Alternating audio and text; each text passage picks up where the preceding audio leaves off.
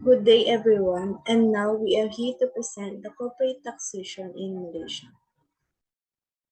And we have the table of content, in which includes the significant developments, taxes on corporate income, corporate residence, other taxes, branch income determination, deductions, group taxation, tax credits and incentives, withholding taxes, and tax administration.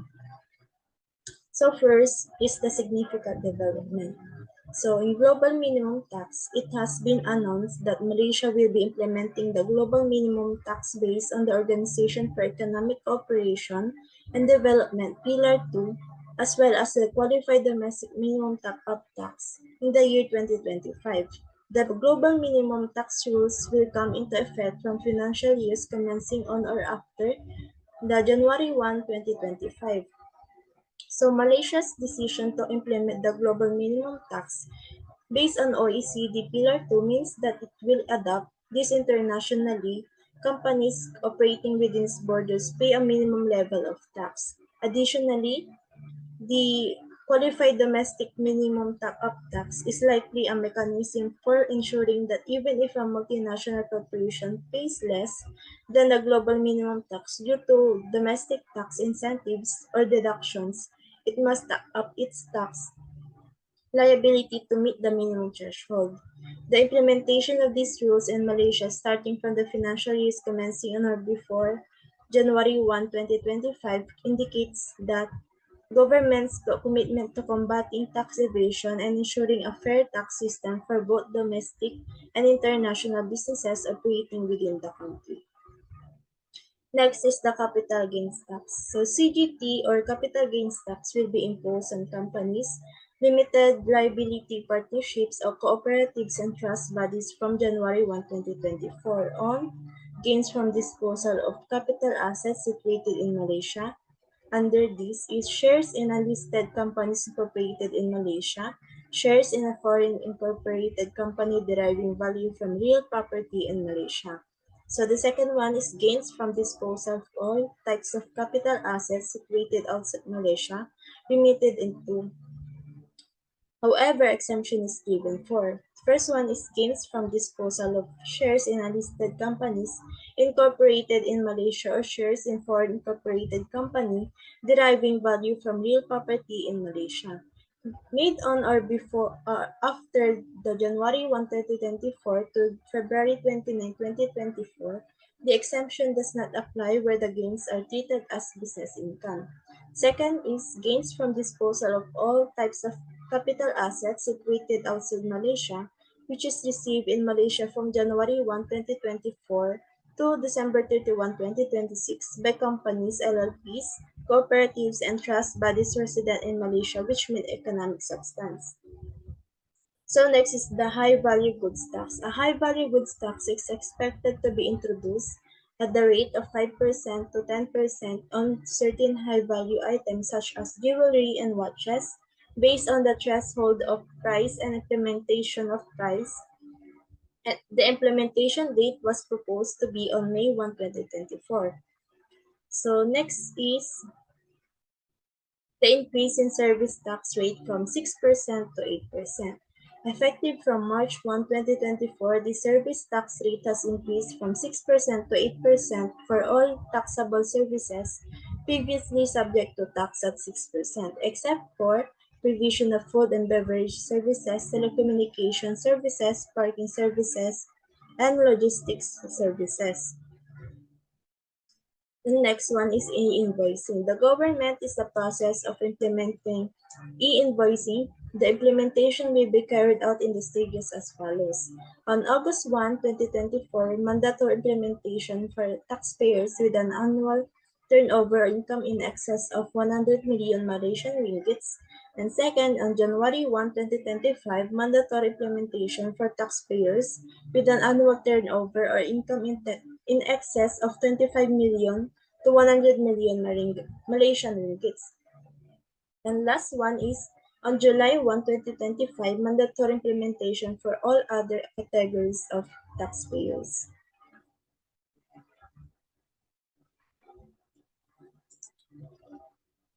Next one is taxes on corporate income.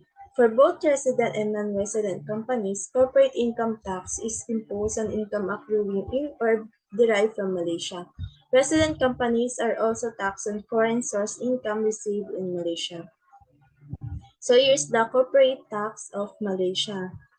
So in resident income, which with paid up capital of 2.5 million Malaysian ringgit or less, and gross income from business or not more than 50 million Malaysian ringgits, is chargeable on the first 150,000 Malaysian ringgits. And if it does not control or directly or indirectly another company that has paid up capital or more than 2.5 million Malaysian ringgits, it is chargeable on the next 450,000 Malaysian ringgits.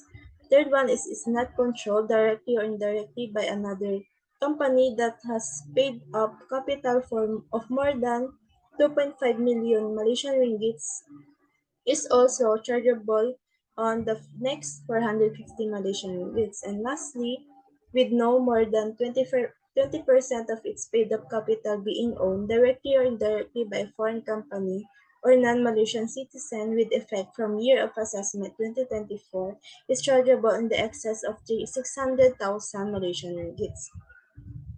So next one is petroleum income tax. Petroleum income tax is imposed at the rate of 38% on income from petroleum operations in Malaysia. So an effective petroleum income tax rate of 25% applies on income from petroleum operations in marginal fields. No other taxes are imposed on income from petroleum operations. So the petroleum income tax in Malaysia is a tax specifically levied on income generated from petroleum operations within the country. It's set at a flat rate of 38% for most petroleum operations.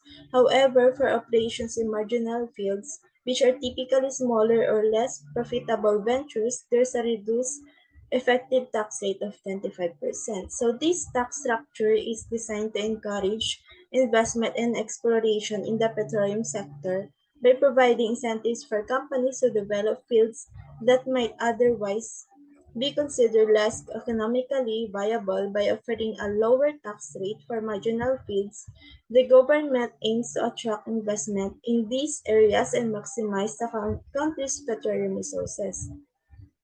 So next one is the residence.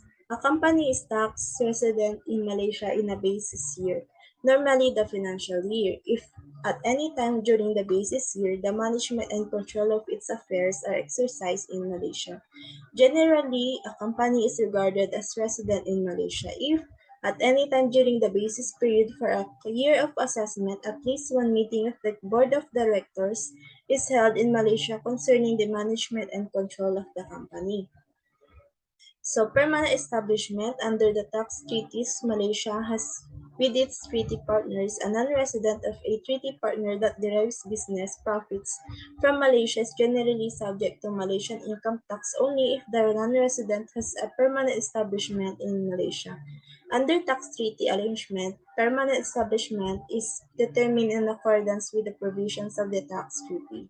Generally, under a tax treaty, a non-resident entity is regarded as having a permanent establishment in Malaysia if it has a fixed place of business in Malaysia, where the business of the entity is wholly or partly carried on. A non-resident company may also be deemed to have a permanent establishment in Malaysia under certain circumstances, such as the following.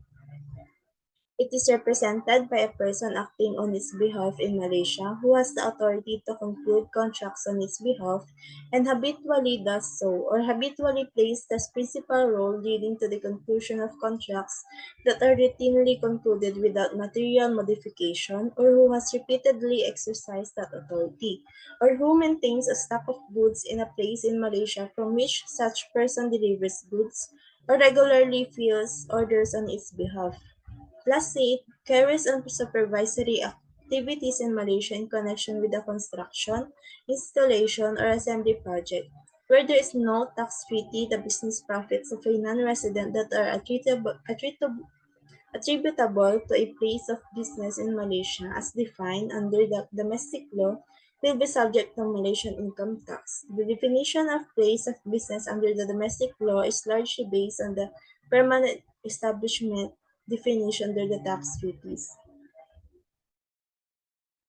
The next one is the other taxes, which includes the sales tax, service tax, import duties, excise duties, property tax, real property gains tax, stamp duty, payroll taxes, social security contributions, and lastly, the human resource development levy.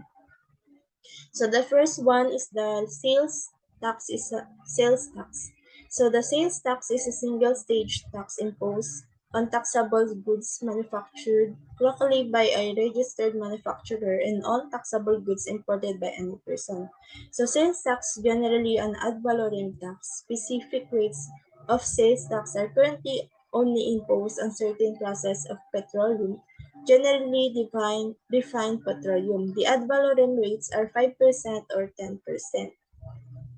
So this system of sales tax aims to generate revenue for the government while also influencing consumer behavior, particularly in the consumption of certain goods like petroleum products. By applying different rates based on the class of goods, the government can tailor the tax burden to encourage or discourage specific types of consumption, which can have implications for various economic factors such as environmental sustainability, public health, and industry's competitiveness. So next one is the service tax. It is a consumption tax levied and charged on the taxable services provided in the Malaysia by a registered person in carrying on one's business.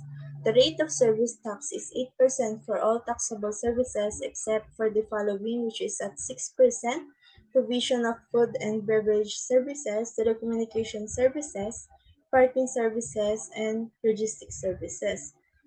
So the distinction in tax rates aims to align the tax burden with the perceived economic impact or societal benefit of the services provided.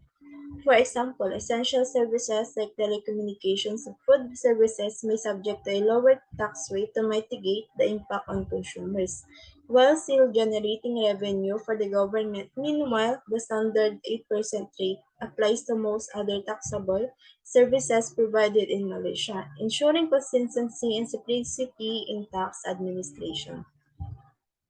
So import duties. Import duties are levied on goods that are subject to import duties and imported into the country. Import duties are generally levied on an ad valorem basis but may also be imposed on a specific basis. The ad valorem rates of import duties range from 2% to 60%. Raw materials, machinery, essential foodstuffs, and pharmaceutical products are generally non-dutiable for subject to duties at lower rates. Excise duties are imposed on a selected range of goods manufactured and imported in Malaysia. Goods that are subject to excise duty include beer, stout, cider and perry, rice wine, mead, and denatured ethyl alcohol, brandy, whiskey, rum and tafia, gin, cigarettes containing tobacco, motor vehicles, motorcycles, playing cards, and mahjong tiles. The rate of excise duties vary from composite rate of 1.10 Myanmar ringgit per liter and 15% of the value for certain types of spirituous beverages to as much as 105% of the value of motor cars. So next is the property tax. Property tax is levied on the gross annual value of property as determined by the local state authorities. Real property gains tax is charged upon gains from disposals of real property, which is defined as any land situated in Malaysia as well as any interest option or other right in or over such land or shares in a real property company, which is a controlled company holding real property or shares in another RPC, or a combination of both where the total defined value is not less than 75% of its total tangible assets.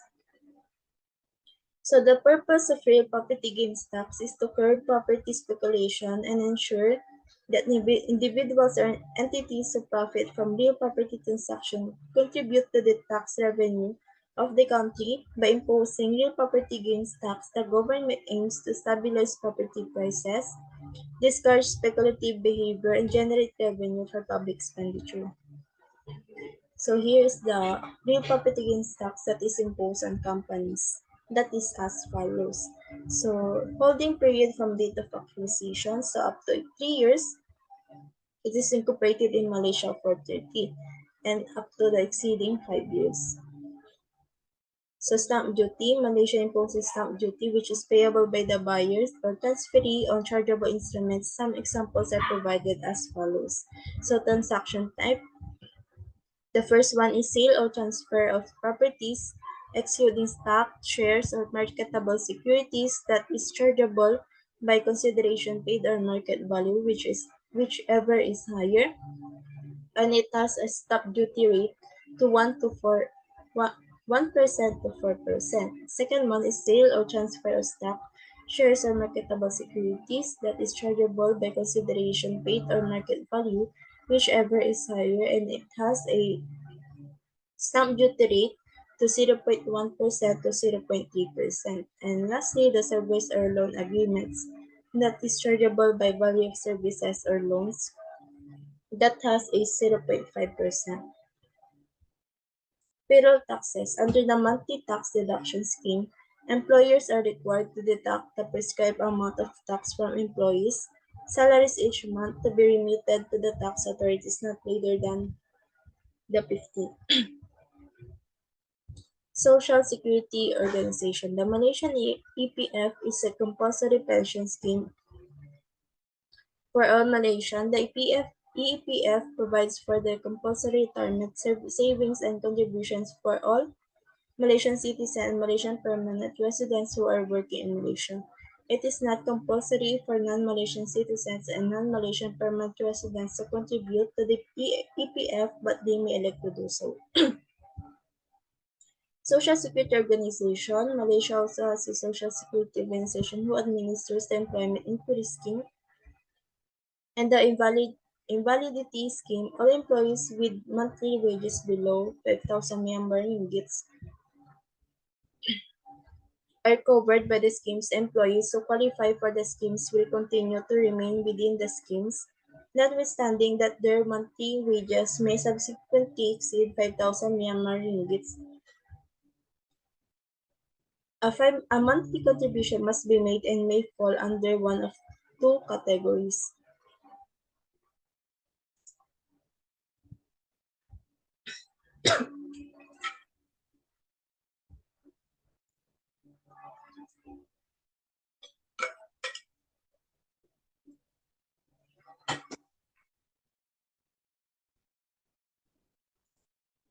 Both the employer and employee make monthly contributions to EIS and IS. The sum of based on the employee's monthly wages and is restricted to a maximum of 86.65 Myanmar ringgits for the employer and 24.75 Myanmar ringgits for the employee. In respect of an employee who is not eligible to be covered under the IS, above 60 years, the employer's contribution to the EIS is restricted to a monthly maximum of 61.90 Myanmar ringgits. Malaysian employers are required to contribute to SACSO on a monthly basis for all their foreign employees, including expatriates. So next is Human Resource Development Levy. Employers in all industry sectors with 10 or more employees must contribute to the Human Resource Development Fund. The levy required to be paid is at the rate of 1% of the employee's monthly wages on a monthly basis. Windfall Profit Levy. A levy is imposed on crude palm oil and crude palm kernel oil where the price exceeds 3,000 Myanmar ringgits per ton in Peninsular Malaysia and 3,500 Myanmar ringgits per ton in the states of Sabah and Sarawak. Contract levy. A levy of 0.125% on contract rates having a contract sum above 500,000 Myanmar ringgits is imposed on every registered contractor by the Construction Industry Development Board. Next one is the branch income. It is a tax rate on branch profits of a company that are the same as CIT rates. No tax is withheld on transfer of profits to a foreign head.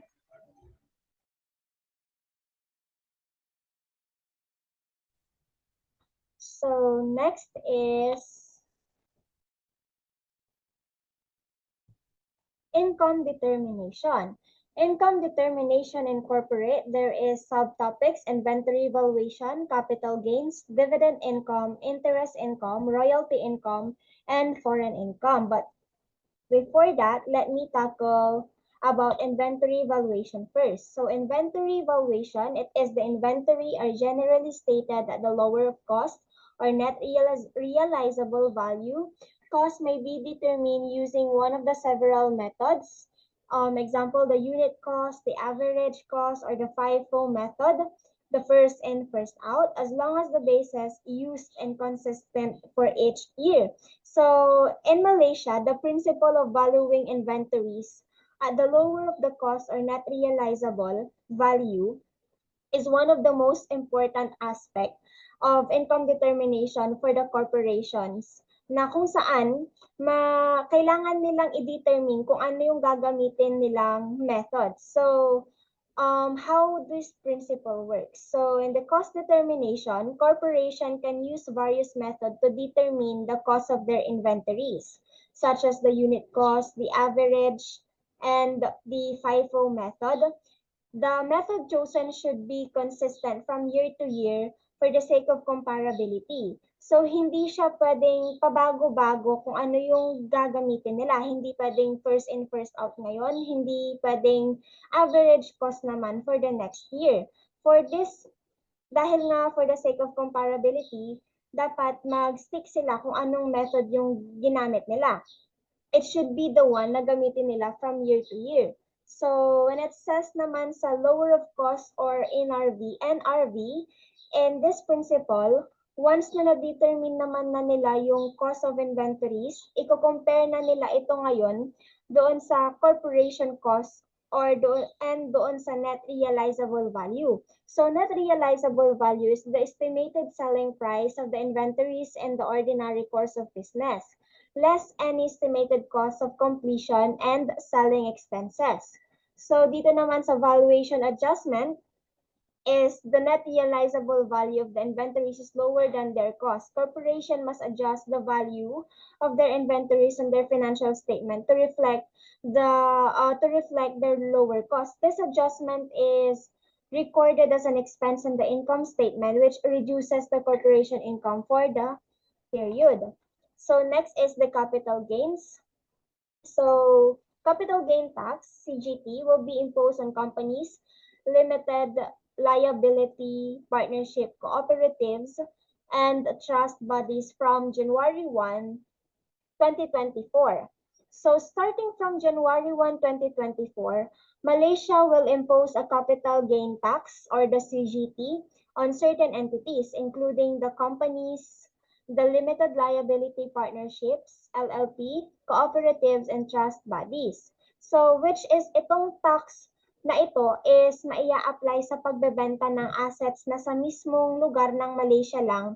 And it says here, gain from disposal of capital assets situated in Malaysia. And letter A, share in unlisted companies incorporated in Malaysia. If these entities sell shares in companies that are not listed in the stock exchange and are incorporated in Malaysia, any profit or kita na nanggaling dito or nanggaling sa loob ng Malaysia will be subjected to the CGT or the capital gain tax. So while the shares in a foreign incorporated companies deriving value from real property in Malaysia, any profit or kita na nanggaling dito pa din or the profit from these sales naman is also be subjected in the capital gain tax. In simpler terms, this means that starting in 2024, if this entity sells shares in certain companies or assets related in Malaysia, they will have to pay a tax pa din on the profit they make from those sales. So, however, there is an exemption. The first is gain from disposal of shares in an unlisted company incorporated in Malaysia or shares in foreign incorporated company deriving value from real property in Malaysia made on or after January 1, 2024 to February 29, 2024. So, meron pa ding exemption na nagaganap or meron pa ding exemption na hindi ina-apply yung CGT. The next one is the gain from disposal of all types of capital assets situated outside Malaysia, which are received in Malaysia from January 1 to 2024 to December 31, 2026 by companies, LLPs, cooperatives, and trust bodies resident in Malaysia which meet economic substance requirements. So next is ito naman yung capital CGT rates as follows. So, by January 1, 2024, yung magiging chargeable income na CGT rate nila is 10%. So, for their gross disposal price naman is 2%. So, from January 1, ito yung exemption na sinasabi kanina na pagka yung all types of capital assets situated outside Malaysia, is 10% na lang yung magiging chargeable income nila and doon naman sa gross disposal price nila is not applicable na yung CGT price. So next is dividend income. Dividend income, Malaysia is under the single tier tax system. In Malaysia, the single tax system makes it simple for every shareholders and how it works, dividend tax or the dividend are tax-free in the hands of shareholders. So it is a good news para sa mga shareholders sa Malaysia, itong dividend income tax. Why? Because this means that when a company pays dividends to each shareholders, yung mga shareholders naman ay hindi na kailangan magbayad ng tax sa income na iyon. So the tax deduction, companies are not required to deduct any tax from the dividends they pay to shareholders. So less burden na sa every shareholders. Hindi na paulit-ulit yung binabayaran nilang tax. So this make it easier for every shareholder to receive their dividends without any deductions. So to the no tax credits naman, shareholders cannot use any tax credits to offset their tax liability against the dividend income they receive. So corporate shareholders who receive tax-free and dividend can then receive or pass on these dividends on their own shareholders who also do not have to pay tax on the dividends they receive. So when it comes to stock dividends, a Malaysian corporation may distribute bonus shares tax-free to shareholders. So it can also issue bonus share to shareholders without any tax implication. These bonus shares are distributed by the tax-free system. So next is interest income. So interest income is accruing in or derived from Malaysia or received in Malaysia from outside Malaysia and subject to CIT. There is also an exemption.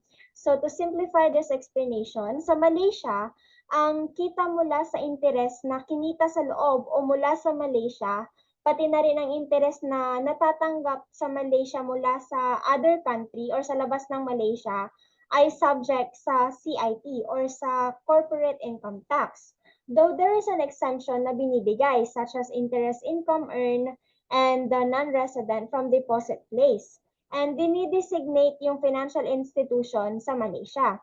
Ibig sabihin, ang mga hindi resident na kumikita ng interest mula sa institution ng Malaysia or sa loob ng Malaysia ay maaaring hindi na magbayad ng buwis sa kinikita ng business nila.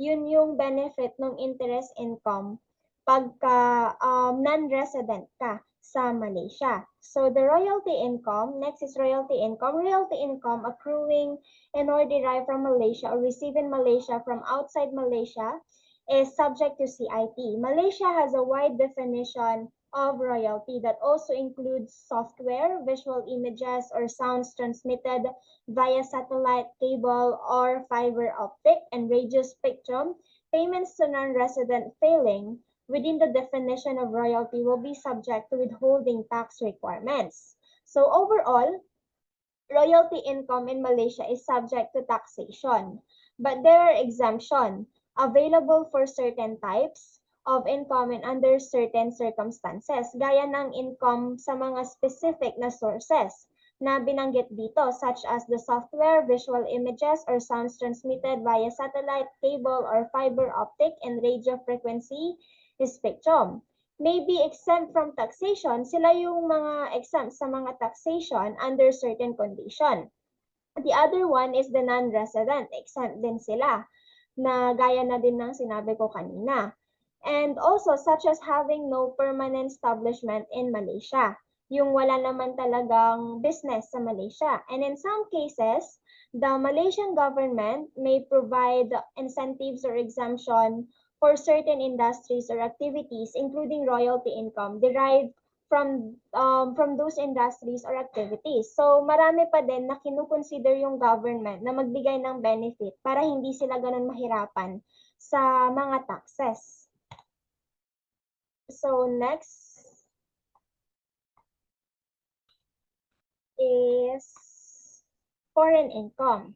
So foreign income, a tax resident is tax on income derived from Malaysia and foreign sources, income remitted to Malaysia except for the following foreign sources, income received in Malaysia subject to conditions.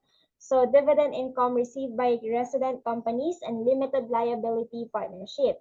All classes of income received by resident individuals except for resident individuals who carry on business through partnership. So to simplify the explanation of the rules for resident in Malaysia, dito sa foreign income, resident in Malaysia are taxed on income earned in Malaysia and foreign income that is brought into Malaysia with some exception. So ito yung mga exception for foreign income. So to the certain types of foreign income received in Malaysia are exempt from tax, subject to condition. So while the income of resident companies from the business of air, sea transport, banking, insurance is taxed on a worldwide basis, meaning they are taxed on income earned both in Malaysia and abroad. Overall, yung rules na ini-aim nila to ensure the resident in Malaysia are taxed fairly on their income. So with provision for relief and exemption in certain circumstances. So next is deductions corporate. So in deductions corporate, here is the subtopic: capital allowance, goodwill, startup expenses, interest expenses, bad debt, donations to charitable institutions, fines and penalties, taxes, net operating losses, payments to foreign affiliates. So next is the capital allowances. So capital allowances, it is the allowance on industrial buildings, plants, machinery is available at prescribed rates for all asset or for all types of businesses. Initial allowance is granted in the year the expenditures is incurred and the asset is in use for the purpose of the business. Annual allowance at the prescribed rates calculated on cost is given for every year during which the asset is in use at the end of the basis year for the purpose of the business. So the following are example of capital allowance rates currently available.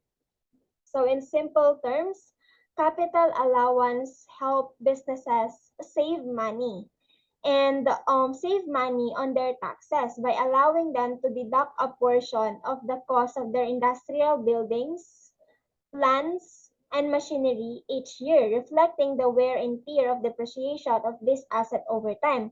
So itong capital allowances is ginagawa ng mga Malaysian or ng government sa Malaysia para hindi mahirapan yung every business na sa pagbabayad nila ng taxes. And here is the following examples of capital allowances rates currently available. So for their qualifying assets, sa industrial building, whether constructed or purchased, sa initial allowance nila, meron silang 10% na kailangan bayaran. And the annual allowance naman nila is 3% and so on. Ganun din sa heavy machinery, 20% sa initial and annual sa 20% din. So this means that the business can claim the capital allowance for these assets at a faster rate than for other types of assets, which can help reduce their tax burdens more quickly. So next is goodwill. Goodwill, cost of acquisition of goodwill, amortization of goodwill is not deductible as this expense are capital in nature. In this term, when a business is bought, the value of its goodwill, which includes its reputation, customer loyalty, and the brand, cannot be deducted as an expense for tax purpose. This is because it's considered a long-term investment in the business value rather than a regular business expense. So next is the startup expenses. Startup expenses, in general, startup expenses incurred before the commencement of a trade, profession, or business are capital in nature as they were expended to put the person in a position to earn income. So startup expenses are costs that a person incurs before actually start their business. So ito yung before magi-start or before ka mag-start ng business, ito yung kailangan mong bayadan, the startup expenses. These expenses are considered the capital in nature because they are the investment made to get the business up and running. So rather than day-to-day operational costs, however, these are the certain deductions allowed for specific startups such as incorporation expenses,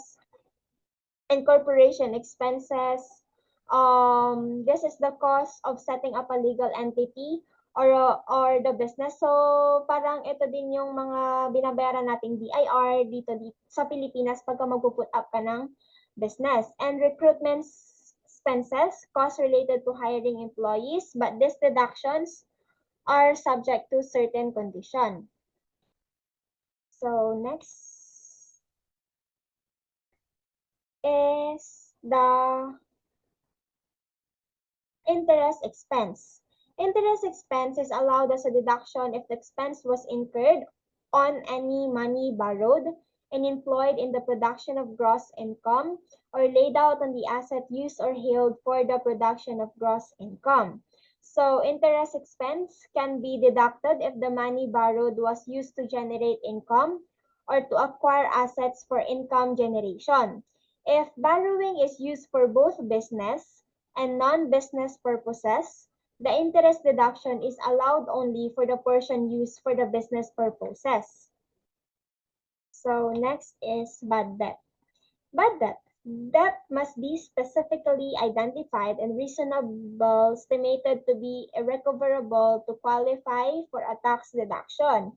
This means that the business must be able to point out the specific debts that it's believed will not be repaid and make a reasonable statements of the likelihood of recovery. Only then the business claim a tax deduction for these bad debts. So kailangan reasonable yung pag-identify mo or pag-estimate mo ng cover or irrecoverable mong bad debt para yung tax deduction mo is may mabawas. So next is donations to charitable institution. So in these deductions, businesses can deduct cash donations made to approved charitable institution during the tax year. Deduction is limited only on 10% of the company's total income for every year or for that year. This means that the businesses can reduce their taxable income by the amount of cash donations they make to approved charities up to 10% a limit. So next is fines and penalties. Fines and penalties are generally not deductible. So next is taxes. Also, it is generally not deductible, whereas indirect taxes are deductible. So next is net operating losses. Net operating losses, businesses' losses can be set off against income from all sources in the current year Utilization of carried forward losses is restricted to income from business sources only. So occur when expenses exceeds income. This simplified explanation of how they are treated for the tax purposes. So for the example, in the current year, businesses can use these losses to reduce their taxable income from all sources, not just business income. This help lowers their overall tax bill, and if the losses are not fully utilized in the current year, they can be carried forward for up to 10 years and deducted against future business income only. This means that in profitable years, the business can reduce its taxable income by the amount of the carried forward losses. However, ang gamit nito, yung carried forward losses and capital allowances, is limited lang para sa mga may negosyo sa Malaysia. Next is payment to foreign affiliates. A Malaysian company can claim a deduction for royalties management, service fees, and interest charge paid to foreign affiliates, provided that these are made at arm's length and the relevant WHTs which applicable have been deducted and remitted to the Malaysian tax authorities. So Malaysian company can deduct also certain payments made to the foreign affiliates such as the royalties and the affiliates and the management service fees and the interest charges. So however, the qualify or the quality of the deductions, these payments must be made of the arm's length, meaning they are made under condition that would apply between independent parties. Additionally, any relevant withholding taxes must be deducted and remitted to the Malaysian tax authorities. So to the group taxation, the group relief, transfer pricing, country by country, and the earnings stripping rules. So in group relief, let me simplify it and we're not gonna read it. So group relief allows a Malaysian company to surrender up to 70% of its adjusted loss to one or more related companies. So 70% yung kailangan na marender sa Malaysian government. To qualify, both the surrendering and claimant companies must be resident and incorporated in Malaysia. Dapat resident sa Malaysia yung mga naaanuhan nitong tax corporate when it comes to group relief. So, having paid up capital exceeding Malaysian ringgit 2.5 million and have the same 12-month accounting period. They must also be related according to specific criteria. The surrendering company must not be enjoying specific incentives, and both companies must not have unutilized investment tax allowances or unabsorbed pioneering losses. So here in group relief, companies wishing to use group relief must make an irrecoverable election in their tax return. So this option is available for the first 3 consecutive years of assessment, following the basis period in which the surrendering company commenced operation, provided the basic period is 12 months pa. So next is transfer pricing. So here in transfer pricing, it refers to the pricing of goods, services, and financial assistance between the related companies. The Director General of Inland, so it says here, the Director of General of Inland Revenue is empowered to make adjustment on transaction of goods and services if the DGIR is of the opinion that the transaction were not entered into an arm's length basis. So the authority or has the authority to adjust this transaction if they not conducted arm's length, meaning the prices are not similar to what would be charged between unrelated companies. So country by country or CBC reporting, it is requirement for Malaysian multinational corporation. So here is, in this group, with total consolidated group revenue of Malaysian ringgit 3 billion or more. So matatawag ka lang CBC or country by country pagka meron kang 3 billion na Malaysian ringgit na revenue. This group must be or with the total must be prepared and submit CBC reports to the tax authorities within 12 months. After the close of each financial year, for Malaysian entities that are part of foreign MNC group, they are generally not required to prepare and file CBC reports. Instead, the obligation falls on the ultimate holding company in the tax jurisdiction wherein the tax resident. So in Malaysia, if a Malaysian entity is neither the holding company nor the surrogate holding company, it must notify the tax authorities of the identity and tax resident of the entity responsible for preparing the CBC report. So next is earnings stripping rules. The earnings stripping rules applies on the interest expenses exceeding 500,000 in a year related to financial assistance given in controlled transaction. These rules is limit the deduction of such interest expenses to 20% of earnings before interest. Taxes, depreciation, and amortization or EBITDA from each business's sources. Any excess interest expenses can be carried forward indefinitely for deduction in future years. So, however, if there is substantial change in company shareholders, it may not be allowed to carry forward this excess interest expenses. So, next.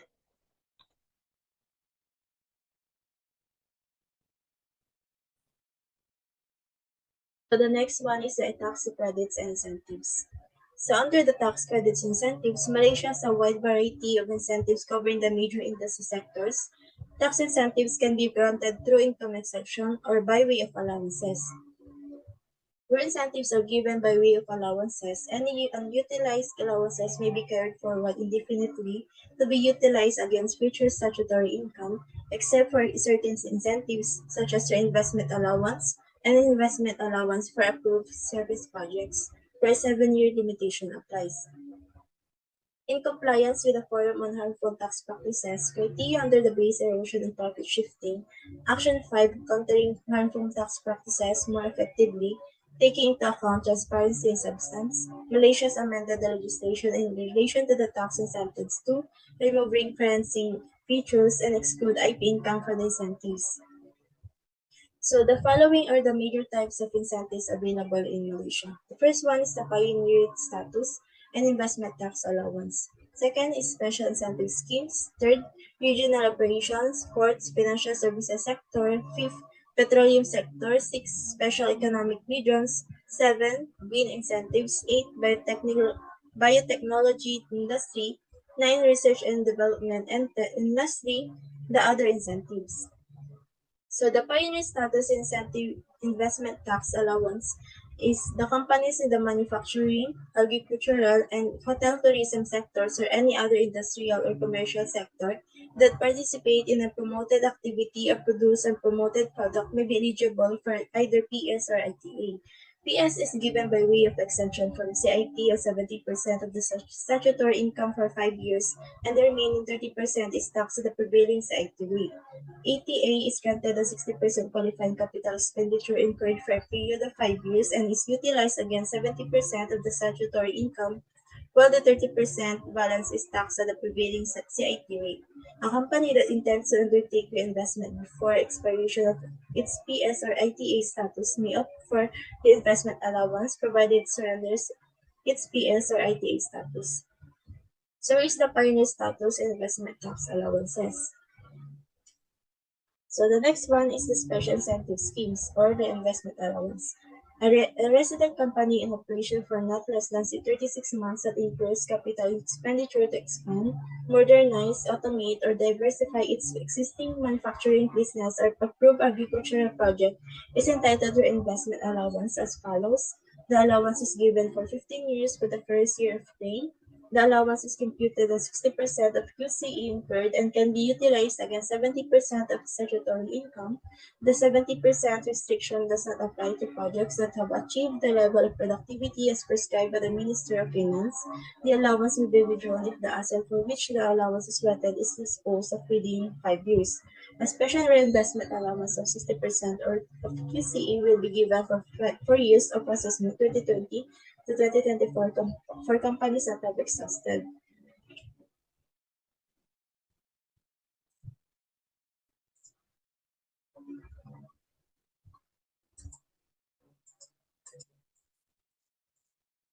Incentives for relocating to Malaysia. The following incentives are given to encourage investment and relocation of manufacturing or services operations into Malaysia. 0% tax rate for 10 or 15 years for new companies that invest a minimum of 300 million Myanmar ringgits or 500 million Myanmar ringgits, respectively, in the manufacturing sector in Malaysia. IT of 100% of 5 years for existing companies in Malaysia to relocate their overseas manufacturing facility for a new business segment to Malaysia within a minimum investment of 300 million Malaysian ringgits. 0% to 10% tax rate for up to 10 years for new companies that relocate their services facility or establish new services in Malaysia. 10% tax rate for up to 10 years for existing companies in Malaysia that undertake services and activities for a new business segment in Malaysia. So application must be received by December 31, 2022. So the next one is the approved service projects. As a resident company undertaking a project approved by the Ministry of Finance in the Transportation, Communications, Utilities, and Services subsectors may enjoy the following incentives. First one is investment allowance of 60% of QCE incurred within 5 years to be utilized against 70% of statutory income or income tax exemption of 70% of statutory income for a period of 5 years. Second is buildings used solely for the purposes of such projects qualify for an industrial building allowance. Export incentives. A resident company engaged in manufacturing agricultural that exports manufactured products, agricultural produce, or services is entitled to allowances between 10% and 100% of value of increased exports that is subject to satisfying prescribed conditions. Next one is regional operations, international trading company. International trading companies are exempted on income equivalent to 20% of increased export value to be set off against a maximum of 70% of statutory income for a period of 5 years. To qualify for the incentive, the company must meet the following three conditions: incorporated in Malaysia with 60% Malaysian ownership, achieve minimum annual sales of 10 million Myanmar ringgits, of which not more than 20% of its annual sales may be derived from the trading of commodities. Use local services, banking, finance, and insurance, and infrastructure, local ports, and airports in its operations. Financial services sector. In Islamic fund management, full income tax exemption is available as statutory income on management fees received by resident fund management companies for managing funds of foreign and local investors established under Syria and its principles until the year of assessment 2023. Such funds must be approved by the Securities Commissions. So the financial services sector, it has Transact Exchange or TRX, formerly known as Kuala Lumpur International Financial District. The TRX is an integrated property development comprising office towers for finance and banking, residence and retail spaces in Kuala Lumpur to accelerate the development of the TRX, and the following incentives have been given: income tax exemption of 70% of statutory income from the disposal of any building or rights over a building or part thereof. For 5 years up to year of assessment 2025, for property developers in TRX, income tax exception of 70% of statutory income from the rental of any building or part thereof. For 5 years up to year of assessment 2027 for property developments in TRX, additional 50% tax deduction of rental payment incurred by TRX marquee status companies for buildings used for business in TRX. 10% industrial building allowance for TRX marquee status company for qualifying building expenditure that is incurred up to December 31, 2025. So accelerated capital allowance incentives for renovation costs incurred by TRX Marquee status companies up to December 31, 2025. So Real Estate Investment Trust or REIT, Property Trust Funds or PTF are vehicles that mobilize funds from unit holders comprising individuals and companies for investments in the property sector and related assets. REIT or PTFs are exempted from tax on all income, provided that at least 90% of their total income is distributed to unit holders. This exemption only applies to REIT PTFs that are listed in the Bursa Malaysia. If the 90% distribution condition is not complied with, all income will be taxed at the prevailing income tax rate at the REIT or PTF level, and tax credit will be obtained by the unit holders on distributions received from the REIT or PTF. So venture capital company investing in a venture company, which is not BCC's related companies at the point of first investment, will be given a deduction on the value of investment made in a VC until December 31, 2026. Where the deduction is not claimed, the VCC is eligible for the following income tax exception on income from all sources other than interest income from savings or fixed deposits and profits from Syria-based deposits. So it has the conditions that is at least 50% of invested funds is invested in VC in the form of seed capital financing, startup financing, or early stage financing that is has exemption period of 5 years of assessment. Petroleum sector, the following incentives are provided for petroleum operations. Accelerated capital allowance on QC incurred from year of assessment 2010 to 2024 for petroleum operations in marginal fields, investment allowance of 60% of qualifying capital expenditure to be utilized against 70% statutory income for a period of 10 years. Exemption for a portion of chargeable income from marginal fields resulting in a reduction of the effective tax rate from 38% to 25% for petroleum operations in marginal fields, investments in late life asset upstream projects until December 31, 2029. So it petroleum income tax rate at 25%, accelerated capital allowance within 2 years, carryback of losses from decommissioning activities to 2 consecutive preceding years of assessment, and export duty exemption on petroleum products. So the next one is the special economic regions. The following special economic regions were launched as part of the Malaysian government's plan for regional growth and development. So here are the economic region. It has Iskandar Malaysia, or formerly known as Iskandar Development Region, that is located in southern Johor. And second one is Northern Corridor Economic Region that is located in states of Perlis, Kedah, Penang, and Northern Perak. The third one is East Coast Economic Region, and it is located in the states of Kelantan, Terengganu, Pahang, and District of Mersing in Johor. The fourth one is Sabah Development Corridor, in which is located in western, central, and eastern regions of Sabah. And fifth one is Sarawak Corridor of Renewable Energy, that is in central Sarawak, and various incentives are provided for these special economic regions. The following are some of the incentives available for specific sectors of the special economic region.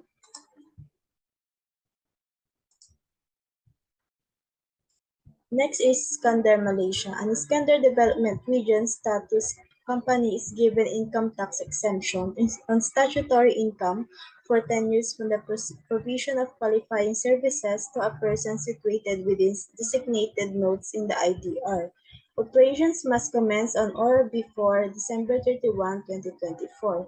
And Northern Corridor Economic Region, the following are the priority sectors in the region: manufacturing, agribusiness, services, petrochemical, green economy, sustainable mining. The incentives available are income tax exemption up to 100% for up to 15 years.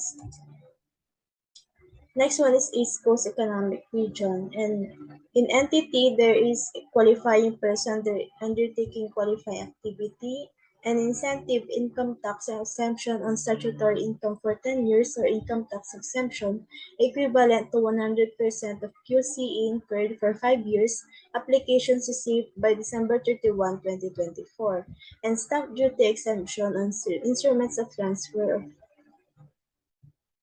of real property or lease of land or building used for the purpose of carrying on a qualifying activity executed not later than December 31, 2024, and qualifying person undertaking special qualifying activity that is income tax exemption at a rate of 70% to 100% for a period as determined by the minister, applications received by December 31, 2024, an income tax exemption equivalent to a tax rate of 60% to 100% of QC incurred to be utilized against 100% of statutory income and within a period as determined by the Minister, applications received by December 31, 2024.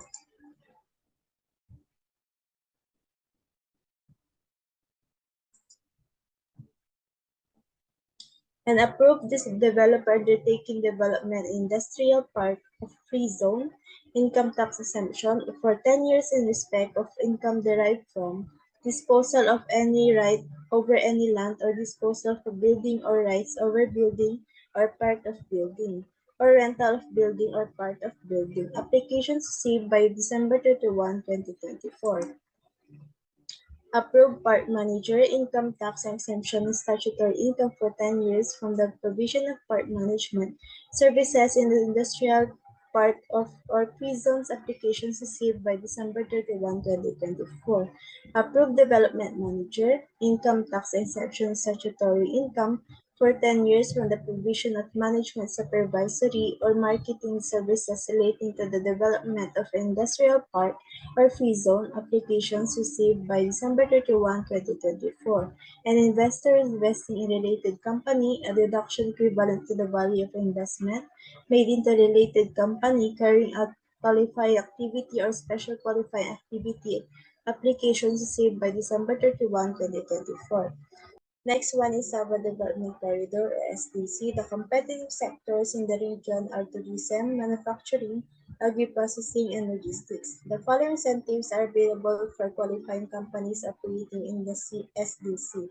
100% income tax exemption for 10 years of assessment, income tax exemption equivalent to 100% of QCE incurred for 5 years, stamp duty exemption for land acquired for development for selected sectors, and import duty and sales tax exemption for raw materials, components, and machinery. And next is green incentives. Green technology projects, companies that undertake any of the following green technology projects will be eligible for an ITA of 100% of QCE against 70% statutory income for QC incurred for 2 years. It has an application to be received by December 31, 2023.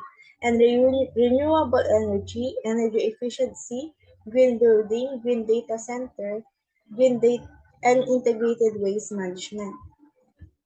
Next is green technology services. Companies that provide services such as advisories, design, feasibility study, testing, and commissioning in the following areas will be eligible for income tax exemption of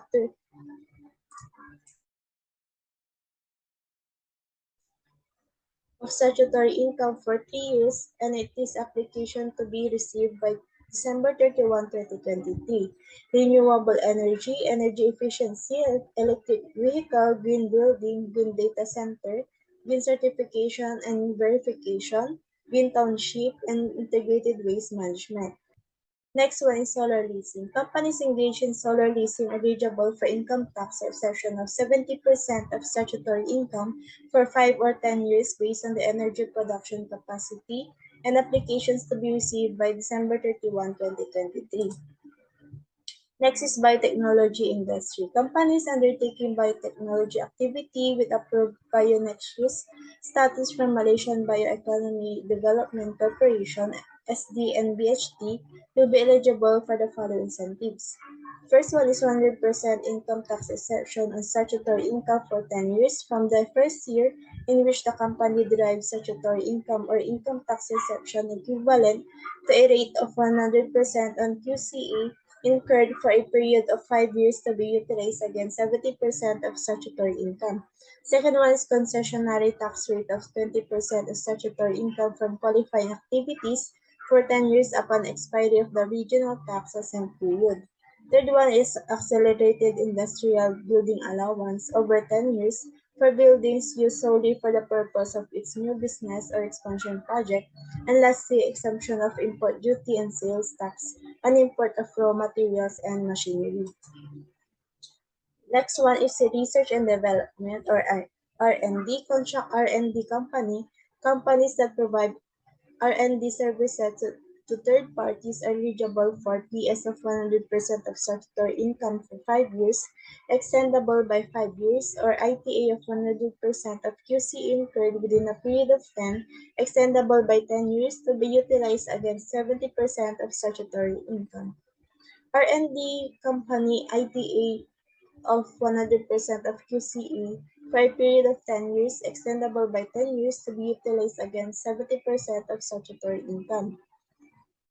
In-house R&D companies undertaking in-house R&D projects are eligible for ITA at the rate of 50% of QCE incurred within a period of 10 years, extendable by 10 years to be utilized against 70% of statutory commercialization of resource-based R&D findings. A company that invests for the sole purpose of financing a project on commercialization of resource-based R&D findings, which is wholly owned by a public research institute or public-private institute of higher learning in Malaysia, is given a deduction equivalent.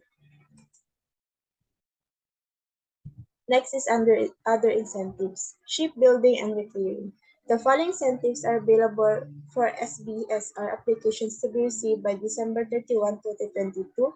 The government has proposed an extension of this incentive to 2027, but details have not been released yet. Tax exemption of 70% of statutory income for 5 years, or ITA of 60% of QC incurred within 5 years to be set off against 70% statutory income for new companies, and ITA of 60% of QC incurred within 5 years to be set off against 70% statutory income for existing companies that have not enjoyed the SBSR incentive. So here are the incentives for Man's Wellness City, and the following incentives are available for MWC. Next is capital allowance for increased automation. Manufacturing companies that have been engaged in manufacturing activities for at least 36 months are eligible for the following incentives where they have incurred expenditure in more technological advanced automation equipment used directly in the manufacturing activities and which results in reduced man hours and increased productivity.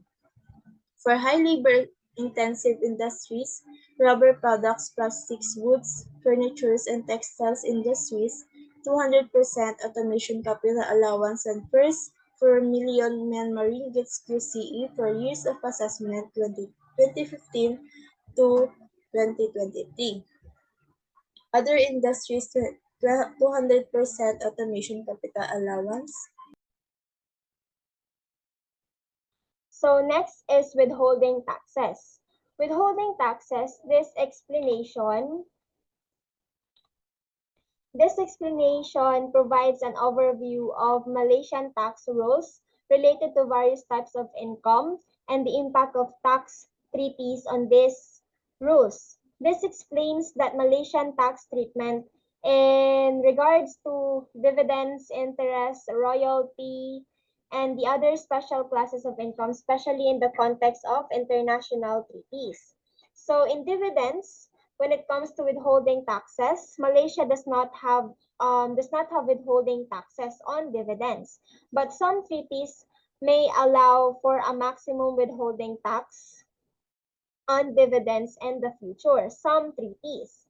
So also interest, when it comes to interest on loans or guaranteed by the Malaysian government is tax exempt. So kung may loan ka, yung mga interest nun is tax exempt siya when it comes to withholding taxes. Also, interest paid by a commercial or merchant bank in Malaysia to a non-resident is exempt from tax. Para naman ito sa mga non-resident, yung mga may bangko sa Malaysia mismo. So for the royalty, some treaty provision exempt approved royalty payments from withholding tax. Royalty income received by non-resident from CHISOR under certain program is also exempt. So maraming exemption na binibigay when it comes to withholding taxes sa Malaysia. When it comes to special classes of income, payment to non-resident contractors for service under contract projects are subject to 13% deduction of tax. Payment for advice, assistance, or services performed in Malaysia and rental of movable properties are subject to a 10%. So, probably siguro ito yung mga under ng mga firm, mga law firm siguro. With all withholding tax unless exempted under statutory provisions, other income, withholding tax at rate of 10% applies to income of a non-resident from sources other than businesses or employment. So next is the taxable administration.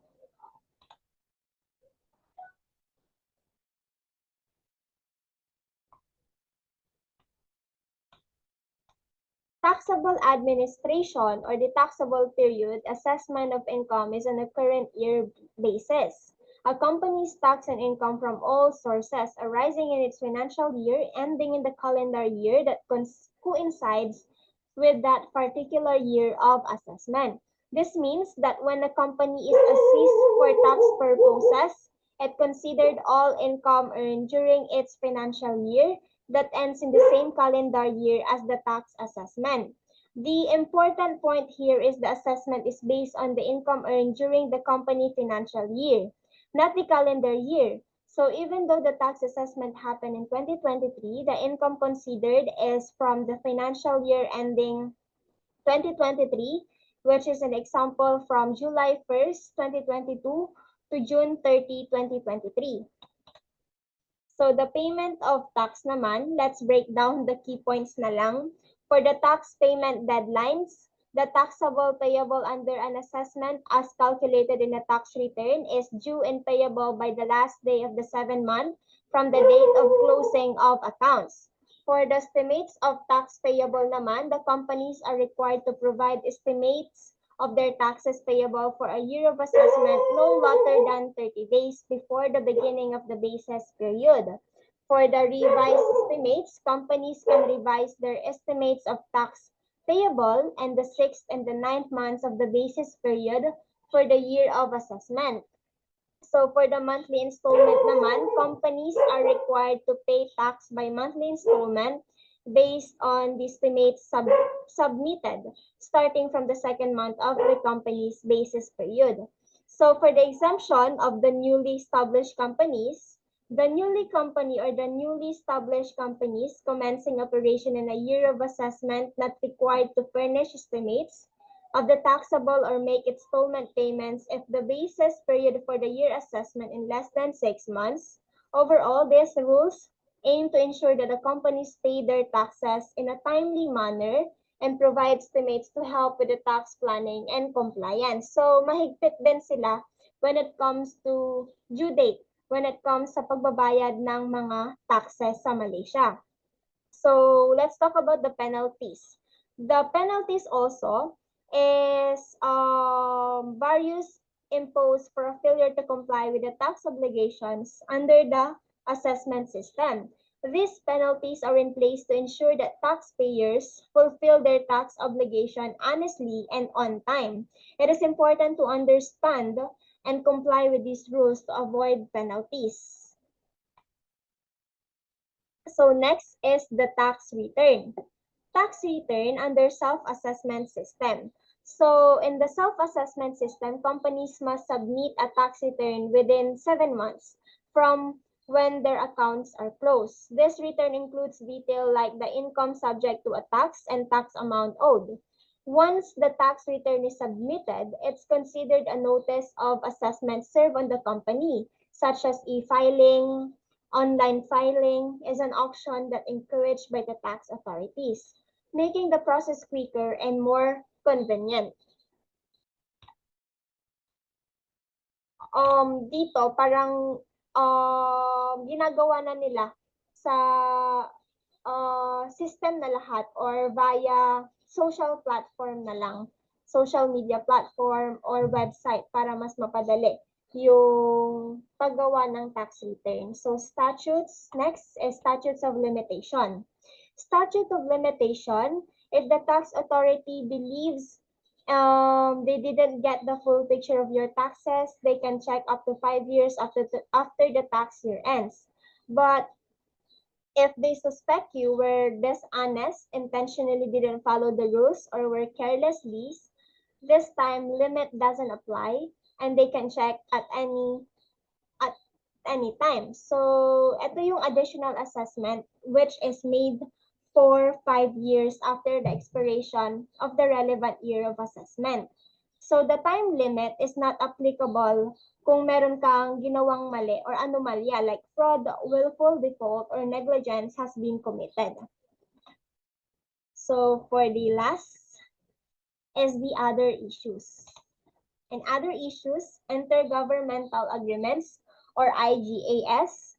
It is the under agreement financial institution in Malaysia will report information about the accounts held by U.S.